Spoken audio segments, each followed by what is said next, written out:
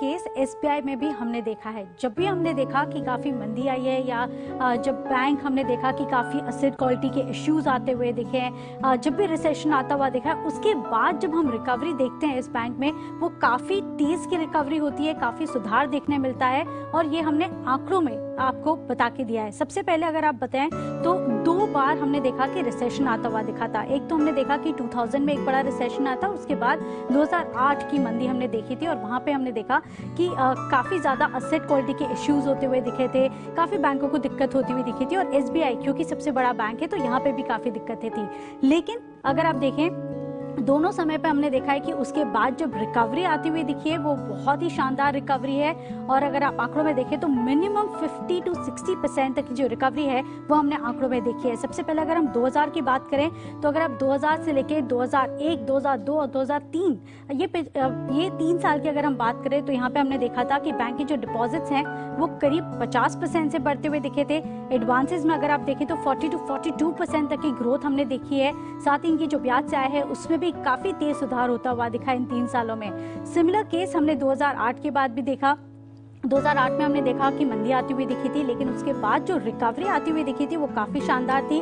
2008 से लेके 2011 की अगर मैं बात करूं तो जो डिपॉजिट्स थे वो हमने देखा 62% से बढ़ते हुए दिखे थे। यही नहीं, इंटरेस्टिंग है इनके जो एडवांसेस हैं यानी कि जो लोन ग्रोथ है उसमें 67% तक की बढ़त आती हुई दिखी थी और यही नहीं, ब्याज से आय सबसे ज्यादा बढ़ती हुई दिखी थी, करीब दुगनी होती हुई दिखी थी। 93% तक की बढ़त हमने देखी है कि एसबीआई के नेट इंटरेस्ट इनकम में आती हुई दिखी है। तो कुल मिला के जब भी मंदी आती है उसके बाद जो रिकवरी का ट्रेंड देखते हैं हम वो काफी शानदार होता है और अब हम ये उम्मीद करके चल रहे कि आने वाले समय में, क्योंकि पेंडेमिक था, सारी बैंक्स के लिए काफी दिक्कत थी, धीरे धीरे अब सारी बैंक्स यहाँ से निकलती हुई दिख रही है और अगर एसबीआई की बात करें तो हम उम्मीद यही कर रहे हैं कि सिमिलर ट्रेंड हमें आने वाले समय में आता हुआ दिखेगा।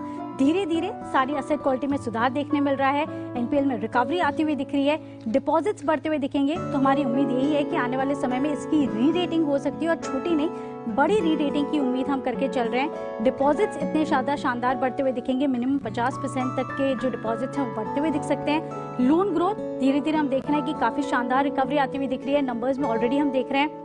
आने वाले समय में हम देखेंगे करीब 50 to 60% तक की रिकवरी आती हुई दिख सकती है इनके एडवांसेस में और जो ब्याज से आय है वो भी इतनी बड़ी या अच्छी जो ग्रोथ है वो ब्याज से आय दिखा सकता है। तो कुल मिला के एसबीआई ये एक बैंक है जहाँ पे अगर मैक्रोज और जिस तरह से हम देख रहे हैं कि जो रिकवरी है ओवरऑल इकोनॉमी में, तो उसको प्ले करने के लिए एसबीआई सबसे शानदार बैंक फिलहाल बनता हुआ दिख रहा है। यही नहीं, जितने भी ब्रोकिंग हाउसेस हैं वो एसबीआई से काफी खुश हैं और जो मॉर्गन स्टैनली की रिपोर्ट है वो भी आप देखिए 600 तक के टारगेट्स दे रहे हैं, जो बुल केस है उसमें 725 तक के भी टारगेट्स वो फिलहाल मान के चल रहे हैं। और इससे भी सुपर बुलिश टारगेट आज सुबह अनिल जी ने दिया था। अनिल जी, आप तो खैर 4 डिजिट के टारगेट्स देख रहे हैं एसबीआई पर आते हुए, और देवांशी ने भी ये जो ब्रेकडाउन दिया है सर कि जब भी रिसेशन आता है या मंदी आती है उसके बाद जो रिकवरी होती है उसमें एसबीआई लीड कर सकता है, इसको आप कैसे समझे जो आज सुबह भी आप इसके बारे में केस समझा रहे थे सर?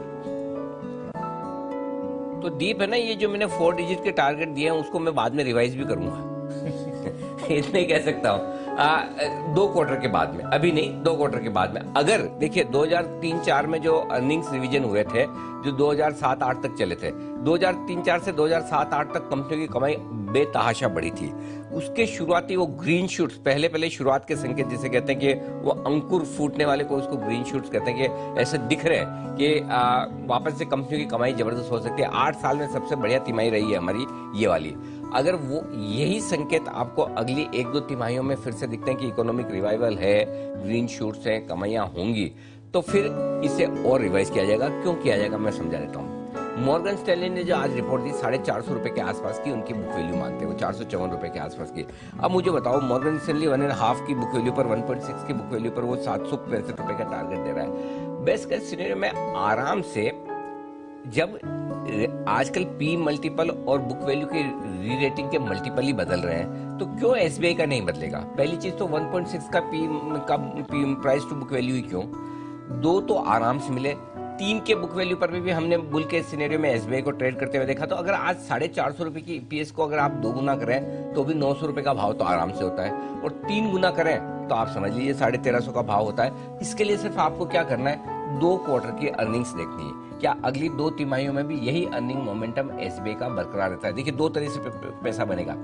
एक इकोनॉमिक रिवाइवल से आपके लोन ग्रोथ आएगी और वो पैसा बनेगा। दूसरा, इकोनॉमिक रिवाइवल के साथ साथ एनपीए की रिकवरी आएगी, वो पैसा बनेगा। तो ये दो चीजें ऐसी है जो एसबीआई की रीरेटिंग कर सकती है और एसबीआई के साथ साथ सारे सरकारी बैंकों की भी रीरेटिंग कर सकती है। तो मुझे लगता है कि ये बड़े एक्शन के लिए स्टॉक तैयार होता हुआ दिख रहा है अगले 1-2 क्वार्टर देखने को। अनिल जी, अगर ऐसा हो गया वाकई में, तो अनिल जी सबसे ज्यादा दुआएं आपको म्यूचुअल फंड के निवेशक देंगे, क्योंकि देखिए म्यूचुअल फंड में जो अंडर परफॉर्मेंस हम देख रहे हैं वो स्टेट बैंक की वजह से ही थी। करेक्ट, क्योंकि बहुत सारी बड़ी स्कीम्स में स्टेट बैंक का बहुत बड़ा HDFC mutual fund, HDFC mutual. सबसे अब ज्यादा। आप देखिए जो परफॉर्मेंस आ रही है तो एक बहुत बड़ा उसमें चेंज आएगा। एब्सोल्युटली। और सरकारी बैंक देखिए आप पूरे गेम चेंजर हो गए। बजट के दिन से जो हम लगातार कह रहे हैं कि सरकारी बैंक अब यही चलेंगे और यही बढ़ेंगे, तो बस इनको आराम से गिरावट में खरीदते रहें और लंबे समय के लिए लेकर बैठ जाएं, शांति से देखिए। अनिल जी देखिए, स्टेट बैंक 1000 रुपए होगा ना, तो अनिल जी सबसे ज्यादा ट्रोलिंग भी आपकी होगी 1000 रुपए में। हाँ, क्योंकि देखिए अनिल जी, जो ट्रोलर है ना वो स्टेट बैंक नहीं लेगा, वो दूसरा बैंक लेगा, सरकारी बैंक। हाँ। वो हिसाब लगाएगा कि स्टेट बैंक का डबल होने का बोला है, डबल से ऊपर तो ये वाला बैंक भी होगा। तो ट्रोलर अनिल जी अपने तरीके से आप अपना शेयर ढूंढेगा और आपको ट्रोल करेगा। देखो उसका तो कोई, ये तो मतलब अपने पास कोई इलाज ही नहीं। आज तो देखिए स्टॉक में जो मतलब new India assurance 20%, general insurance JIC 20%, IOB 20%, union bank 16%। By the way IOB 7.5-8 रुपए में हमने रिकमेंड भी किया था। बहुत सारे लोग, जब मैंने कहा ना कि आईओबी को प्राइवेटाइज करना चाहिए, तो कुछ लोगों को अच्छा भी नहीं लगा। और जिन लोगों को अच्छा नहीं लगा वो ये मान लें कि वो आईओबी के एम्प्लॉयज के लिए वो स्टेटमेंट नहीं है। ये स्टेटमेंट आईओबी के पुराने टॉप मैनेजमेंट के लिए है, जिन्होंने आईओबी की हालत खराब की है। एम्प्लॉयज तो नीचे के लेवल के एम्प्लॉयज तो बेचारे सब अच्छे ही काम करते हैं, उनके तो कहीं कोई दिक्कत ही नहीं है, वो तो सब बराबर। ये तो सब जो काम होते हैं वो ऊपर के लेवल से होते हैं, जहां गड़बड़ होती है। तो उन्होंने तो बहुत अच्छा काम किया है। लेकिन अब आप देखिए, और इसीलिए 7.5-8 रुपए में मैंने खुद ने भी रिकमेंड किया था कि आईओबी वहां पर अच्छा है वैल्यू। लेकिन एक जनरली जो बैंक मिसमैनेज हुआ है, हाईएस्ट एनपीए हमेशा रहे आईओबी के। अब स्थिति क्योंकि प्राइवेटाइजेशन होने के बाद सुधरती हुई दिख रही है, होने की संभावना है। 20%, union bank 18%, Repco home finance 15%, happiest mind 15%। Stocks में देखिए जो भरपूर एक्शन आ रहा है वो गजब का एक्शन है इस वक्त। तो चलिए, तो ये है आपके लिए एक स्पेसिफिक रिसर्च एसबीआई पर आती हुई हमारी टीम की तरफ से। दीप, तो एसबीआई वाकई में फुल एक्शन में है ये स्टॉक। बिल्कुल सर, कमाल करते हुए दिख रहा है एसबीआई। बाकी पीएसयू बैंक्स में तो दमदार एक्शन है, बट जो बैंकिंग पैक का लीडर है वहां पर आप जबरदस्त तेजी देख रहे हैं। और अनिल जी का कन्विक्शन है 4 डिजिट का स्टॉक ये बन सकता है आने वाले समय में, और बाकी ब्रोकर्स भी आपको बुलिश व्यू ही दे रहे हैं। तो एसबीआई एक स्टॉक है जहां पर रखें नजर। पीएसयू बैंकिंग स्पेस में भी अच्छी तेजी बन रही है। अब आइए अंबुजा सीमेंट।